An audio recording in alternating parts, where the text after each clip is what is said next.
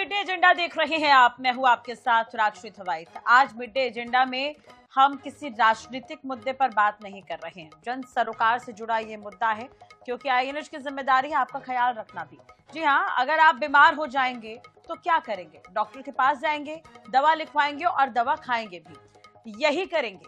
लेकिन जब आपको पता चले कि जो दवा आप खा रहे हैं वो नकली है, नकली होने का मतलब हम मिलावटी तो नहीं कह रहे, लेकिन दवा में ऐसे इंग्रेडिएंट हो जो आपकी बीमारी पर कोई असर ही ना करे। मसलन सिर्फ टेबलेट सफेद पाउडर हो, दवा पर नाम ब्रांडेड हो, आपको महंगे दामों पर बेच दी जाए। अब डॉक्टर भी आपको दवा लिख तो देगा, लेकिन मेडिकल स्टोर पर नहीं, दवा आपको सही मिलेगी, इसकी गारंटी नहीं है। हो सकता है वो आपको नुकसान ना करे, लेकिन आपको इससे कोई फायदा भी ना हो। दरअसल ये सवाल इसलिए उठ रहे हैं कि ड्रग विभाग ने एक ऐसी ही दवाओं की खेप जब्त की है जो हिमाचल और चेन्नई में बनने वाले मेडिसिन ब्रांड से के नाम से है, लेकिन जांच में पता चला है कि टेबलेट कोई असरकारी टेबलेट नहीं है, बल्कि केवल और केवल सफेद पाउडर है। उदाहरण के लिए दवाएं हिमाचल प्रदेश की जी बायोटेक प्राइवेट लिमिटेड और जीसी हेल्थ केयर और चेन्नई की लार ऑक्स फार्मास्यूटिकल के नाम से बनाई गई।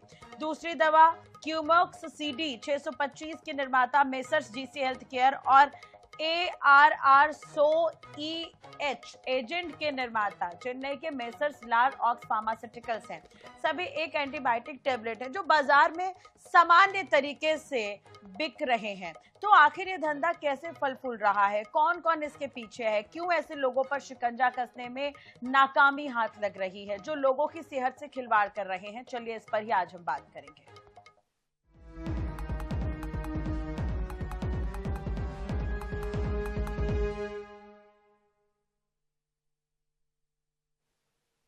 छत्तीसगढ़ में भी नकली दवाओं का कारोबार फल फूल रहा है। खाद्य एवं औषधि प्रशासन की टीम ने गोगांव के ट्रांसपोर्ट में रखा नकली दवा का कार्टून बरामद किया है। अब एंटीबायोटिक्स दवा हिमाचल में बनी और इंदौर के रास्ते रायपुर पहुंची थी। बिल में दवा अलग थी और कार्टून में दूसरी जो दवा है वो अलग। जांच में दवा के नाम पर सफेद पाउडर होने की पुष्टि हुई है। अब इसके तार ग्रामीण इलाकों के दवा कारोबारियों से जुड़े होने की आशंका है। अब सूत्रों के मुताबिक गोगांव के नागपुर गोल्डन ट्रांसपोर्ट में काफी दिनों से दवा का कार्टून रखे होने की सूचना मिली थी। दवा का ना तो कोई दावेदार आ रहा था, इसकी जानकारी खाद्य एवं औषधि जो है प्रशासन को दी गई थी। टीम ने वहां पहुंचकर जांच की तो पता चला कि दवा इंदौर से भेजी गई है।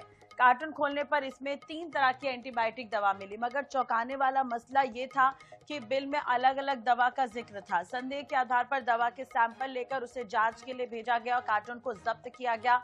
रिपोर्ट में पता चला कि एंटीबायोटिक दवा में जिस फॉर्मूले का जिक्र किया गया है वो वास्तव में उसमें है ही नहीं और टेबलेट सफेद पाउडर के अलावा कुछ नहीं है। एफडीए की टीम ने मामला दर्ज कर अपनी जांच शुरू की है। अब इस पूरे मामले में ये पतासाजी का प्रयास किया जा रहा है कि दवा का ऑर्डर किस कारोबारी ने किया था, मामले में तार कहां तक जुड़े हैं और इसकी जांच की जा रही है।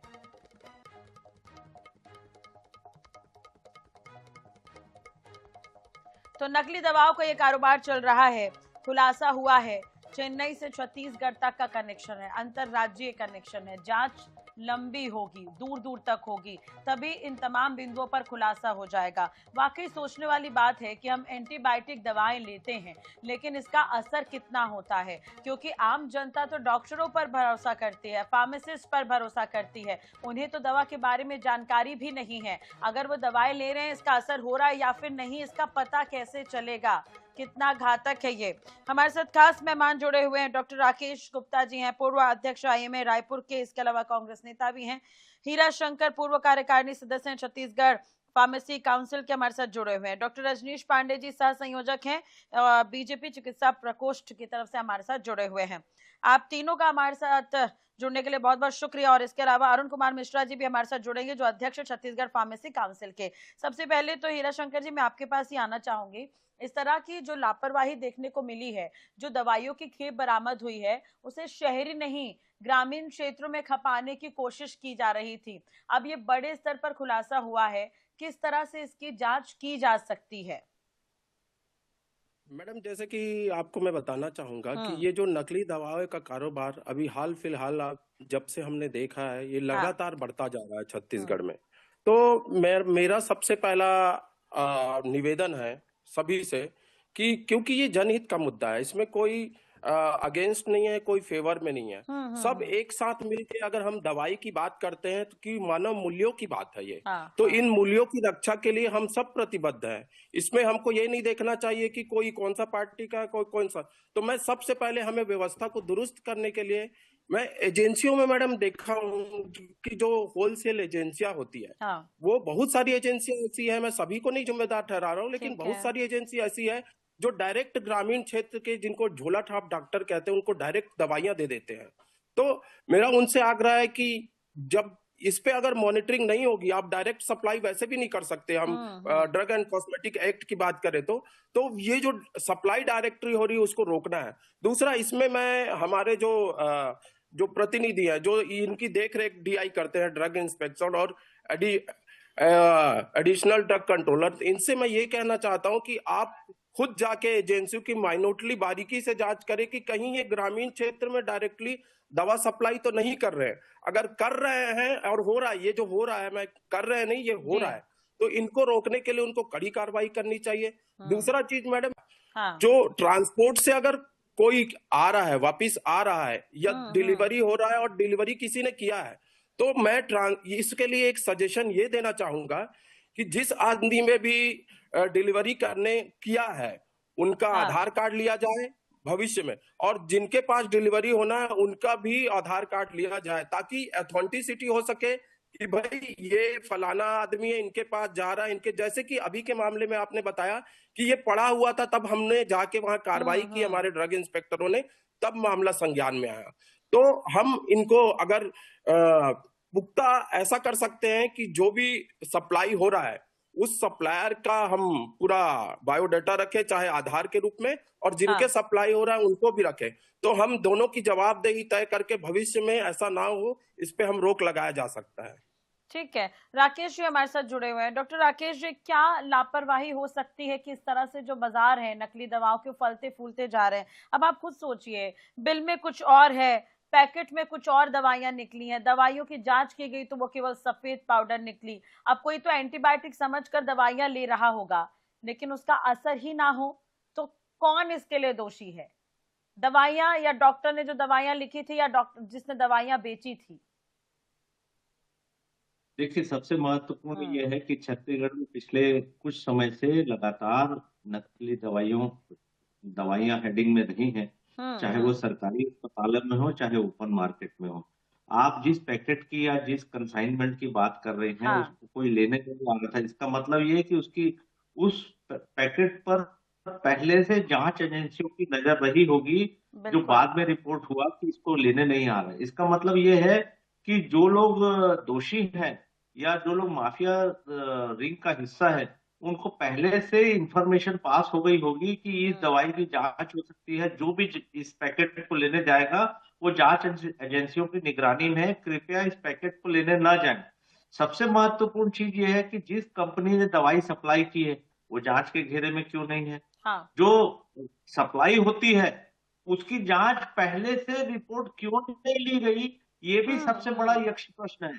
जो एट रैंडम अचानक दवाई के सैंपल ड्रग विभाग उठाता है, वो नहीं ले रहा है, और लगातार इस प्रकार की दवाइयां हेडिंग में आ रही है। इसका मतलब ये कि छत्तीसगढ़ दूसरे प्रदेशों से नकली दवाइयों का सॉफ्ट टारगेट हो, चाहे वो सरकारी ठीक है। अस्पताल हो, चाहे ओपन मार्केट हो। मुझे लगता है कि छत्तीसगढ़ से अन्य राज्यों में, उड़ीसा या फिर उत्तर प्रदेश या फिर झारखंड या विदर्भ के इलाकों में जरूर ऐसी दवाइयां सप्लाई हो रही होंगी, और खासकर ग्रामीण अंचल में, हाँ। क्योंकि वहां के भोले भाले ग्रामीणों को ये पता नहीं रहता है, दवाई का नाम तक नहीं पढ़ पाते हैं, एक्सपायरी ड्रग नहीं देख पाते हैं।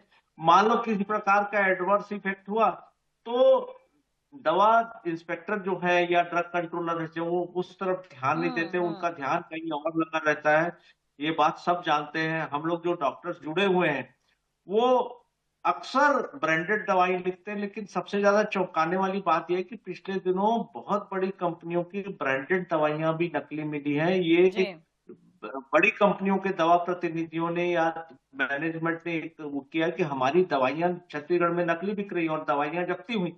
मुझे हाँ। लगता है कि जो शासकीय तंत्र है जिसकी निगरानी इसको करनी चाहिए, वो कहीं ना कहीं अपनी ड्यूटी में फेल हो रहा है।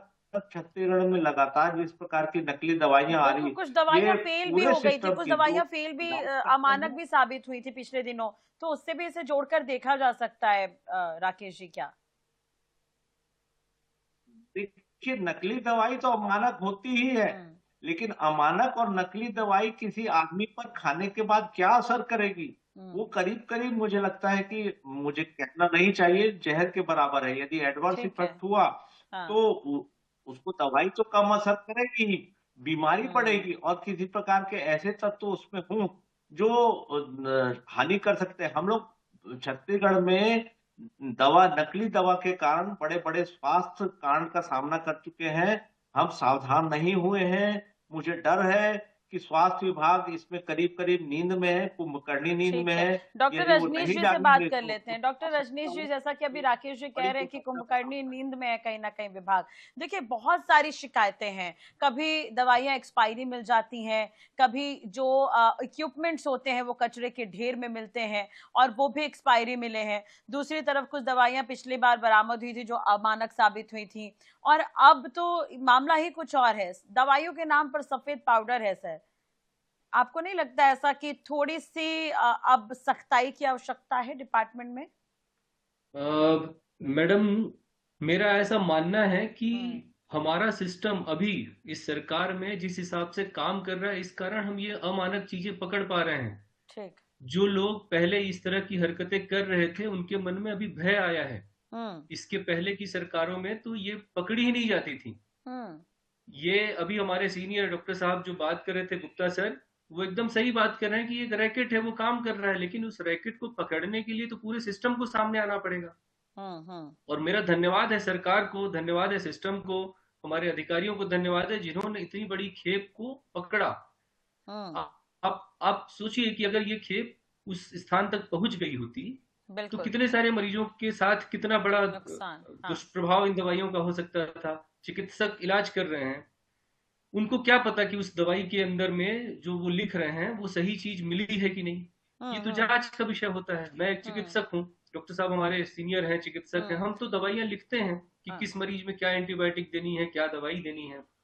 उस दवाई का अगर उसमें जो इंग्रेडिएंट है वो नहीं होगा तो इसमें मतलब डॉक्टर की गलती ना हो के एक पूरे सिस्टम की गलती, पूरे तंत्र की गलती, और उस तंत्र की गलती को हमने पकड़ा है, समय रहते पकड़ा है।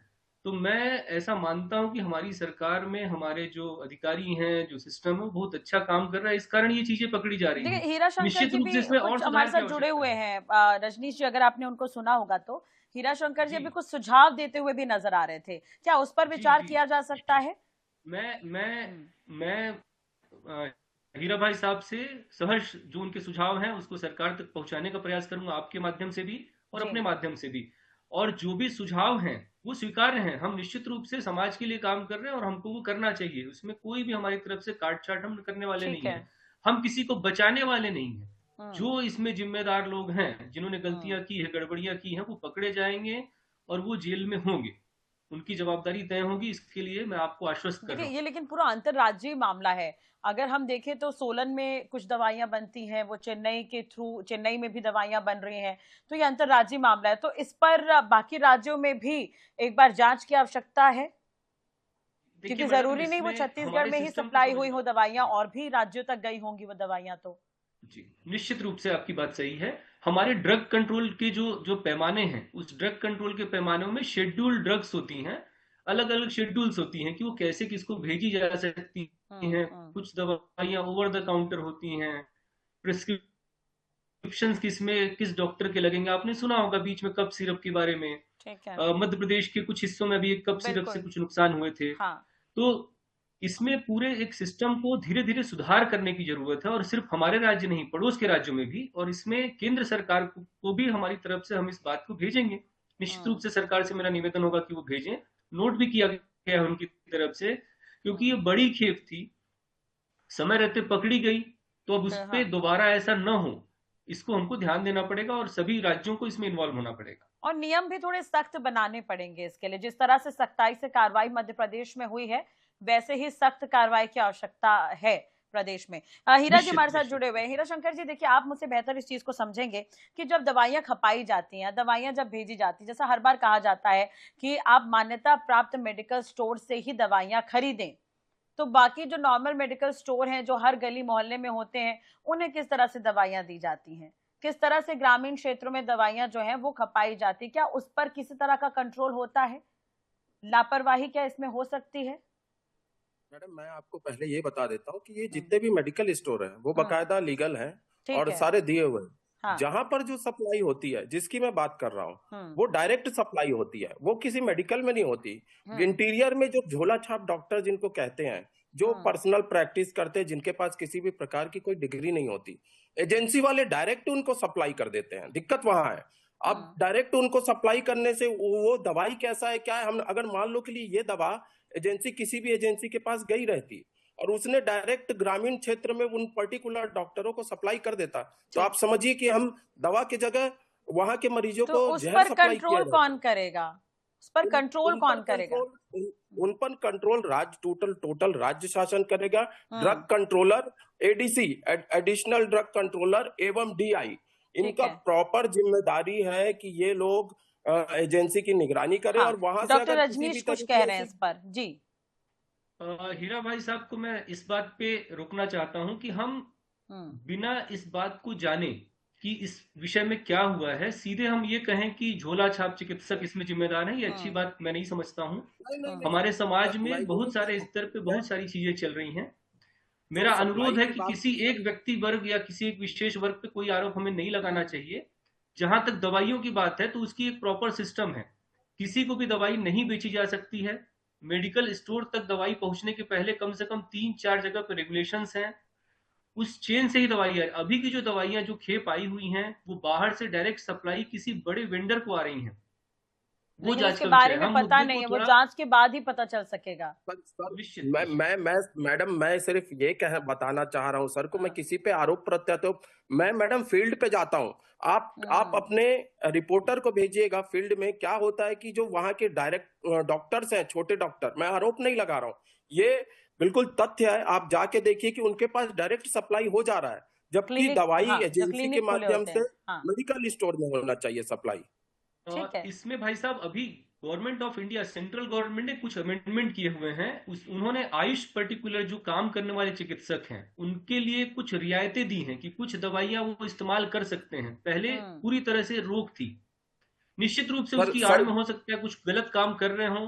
ठीक है, अब इस पर तो देखिए अरुण कुमार मिश्रा जी अगर जुड़ जाए तो इस पर हम आगे बात करेंगे। मैडम, मैं रजिस्टर्ड डॉक्टर की बात नहीं कर रहा हूँ मैडम, जिनके पास जो अनऑथराइज्ड डॉक्टर है उनकी बात कर रहा हूँ। रजिस्टर्ड डॉक्टर को तो अपन ठीक है, इस पर भी मॉनिटरिंग करवाया जा सकता है। रजनीश जी देखिए, अगर इस तरह के मामले सामने आ रहे, क्योंकि हीरा शंकर जी ऐसा कह रहे हैं, वो फील्ड पर जाते हैं, उन देखा होगा उन्होंने बहुत सारे क्लिनिक संचालित हो रहे हैं ऐसे जिनके पास मान्यता नहीं है। हमारे पास भी खबरें बहुत सारी आती हैं इस तरह के डॉक्टरों की जिनके पास मान्यता है नहीं लेकिन क्लिनिक चल रहे हैं, और वहां पर जो ग्रामीण क्षेत्र के जो लोग हैं, जो कम पढ़े लिखे लोग हैं, वो इलाज कराने भी पहुंच जाते हैं। ये मामले सामने आते हैं तो इस पर भी मॉनिटरिंग करवाई जा सकती है। राकेश जी क्या कुछ कहेंगे? कहीं ना कहीं घूम फिर कर जन सरोकार का जब भी मुद्दा सामने आता है, सरकारों पर आकर थोड़ी बहुत बात अटक जाती है। पिछली सरकारों ने काम नहीं किया इसलिए अभी समय लग रहा है, अब हमें बहुत सारे गड्ढे भरने पड़ रहे हैं, ऐसा क्यों होता है सर? देखिए, सबसे महत्वपूर्ण बात यह है कि नकली दवाई आ रही है, इसका मतलब ये है कि उसकी सप्लाई चेन और खपाने का एक मौजूदा पुख्ता तंत्र है, इसीलिए छत्तीसगढ़ में आ रही है। ये बात हमको नहीं भूलना चाहिए। नकली दवाई कहीं न कहीं किसी अंचल में, ग्रामीण अंचल में खपाई जा रही है मरीजों के बीच में। ये सबसे हमको इसको मानना पड़ेगा, उसके बाद ही इसकी ईमानदारी से जांच हो पाएगी। मुझे लगता है कि ये बात कहना कि पहले नहीं हो रहा था और अब हो रहा है, ये शुतुरमुर्ग के समान रेत के पहाड़ में सिर गड़ाने जैसा है। तूफान आने पर जो स्वास्थ्य कांड हुए छत्तीसगढ़ में वो भारतीय जनता पार्टी के शासन में हुए हैं, ये शाश्वत सत्य है।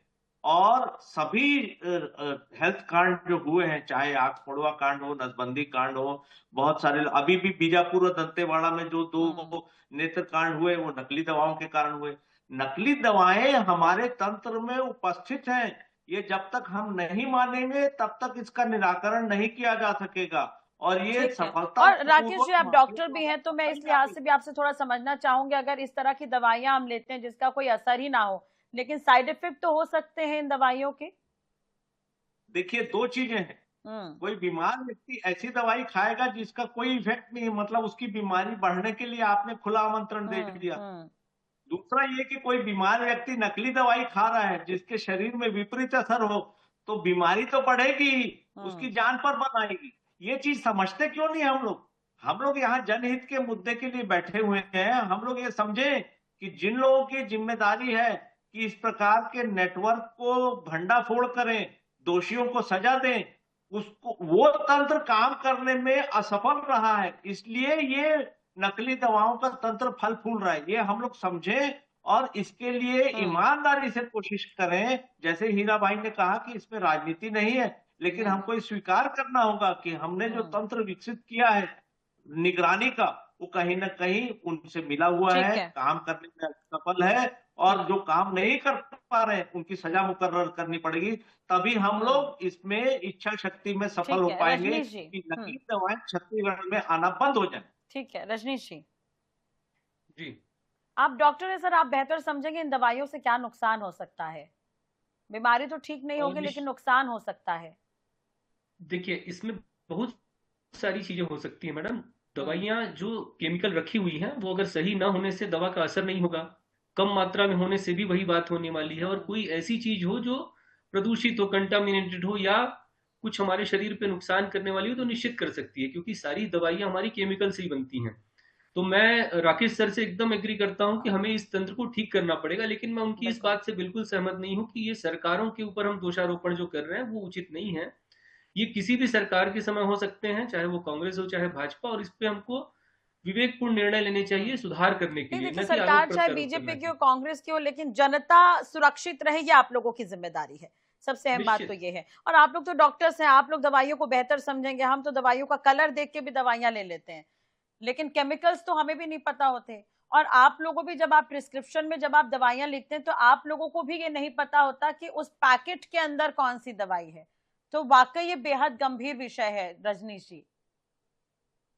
जी, मैं एग्री करता हूं आपकी बात से। ये बहुत ही गंभीर विषय है और इसमें कड़े नियम होने चाहिए, कड़े कानून होने चाहिए, और जो हमारा वर्ग इससे प्रभावित होता है उनके प्रति हमारी संवेदना है। और सरकार से हमारा अनुरोध है कि इस पूरे मसले को संज्ञान में लेते हुए और कड़ी कार्रवाई के आपके जरिए ही हो पाएगा। वो तो आप ही सरकार तक कम्युनिकेट कर पाएंगे, आपके जरिए ही हो पाएगा। हमारे जरिए भी तो हम कोशिश कर ही रहे हैं। खैर, बहुत बहुत शुक्रिया आप सभी का जुड़ने के लिए और बातचीत करने के लिए। नजर भी रखनी होगी क्योंकि कालीबाड़ी में इन दवाइयों को भेजा गया जांच के लिए। कहाँ से दवाइयां आ रही थी, किसके, कौन है इसके पीछे, क्योंकि अंतरराज्यीय कनेक्शन है। और जहां से ये दवाइयां छत्तीसगढ़ पहुंची वहां से बाकी राज्यों तक भी ये दवाइयां पहुंची होंगी। तो बाकी राज्यों को भी अलर्ट रहने की आवश्यकता है। आईएनएच के जरिए आपसे यही अपील करेंगे कि जब भी आप दवाइयां लेते हैं तो पहले तो ये ध्यान रखें कि डॉक्टर का प्रिस्क्रिप्शन बहुत जरूरी है। अगर दवाइयां आप खा रहे हैं उसका कोई असर नहीं हो रहा है तो उसके बाद भी डॉक्टर से सलाह जरूर लें और किसी मान्यता प्राप्त मेडिकल स्टोर से ही दवाई खरीदें तो बेहतर होगा। चलिए, इसी के साथ ही मिड डे एजेंडा में इतना ही। नमस्कार।